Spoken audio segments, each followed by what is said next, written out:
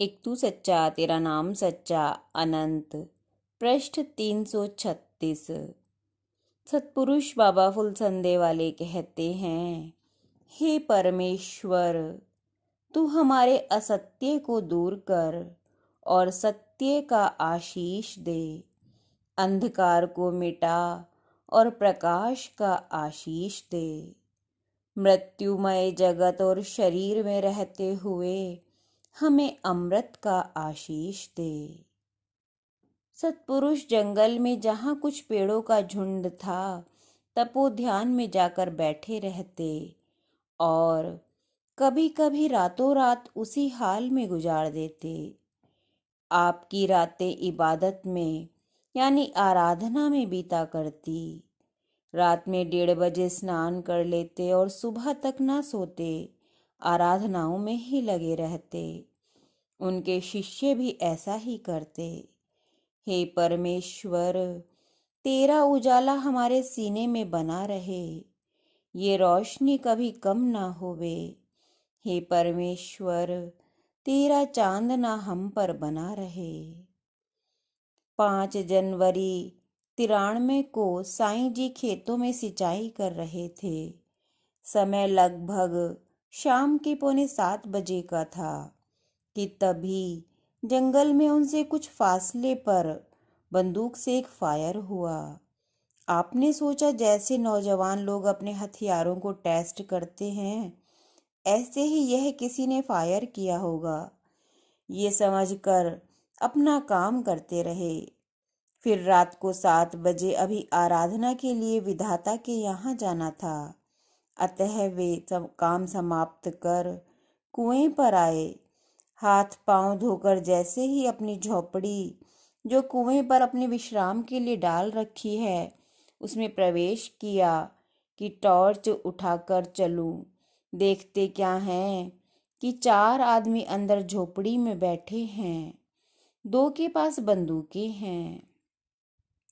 साईं जी ने कहा, कौन साहब हैं? जवाब नदारद। आपने फिर पूछा कि भाई आप कौन साहब हो? इस पर भी जब कोई जवाब नहीं दिया तो परिस्थितियों को देखते हुए उन्होंने और अधिक कहना मुनासिब न समझा। दूसरे आराधना का वक्त भी हो गया था। साईं जी ने कहा, मुझे आराधना करनी है, आप थोड़ा इधर होकर बैठ जाएं।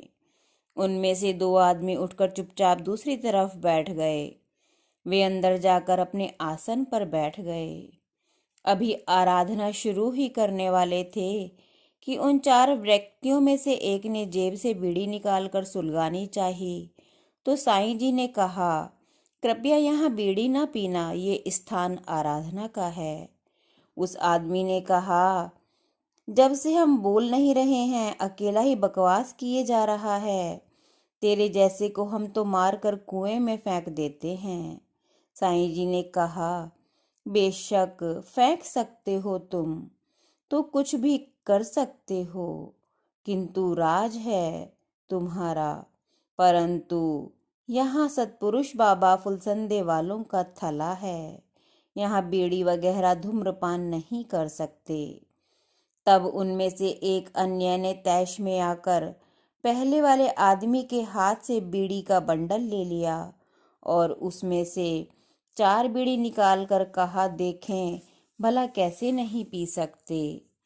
साईं जी ने लड़के का ध्यान करके परमेश्वर से दुआ के लिए हाथ जोड़कर कहा, हे परमेश्वर, मेरी व मेरे गुरु की लाज तेरे हाथ में है, इनके लिए तुरंत कोई सबक दे।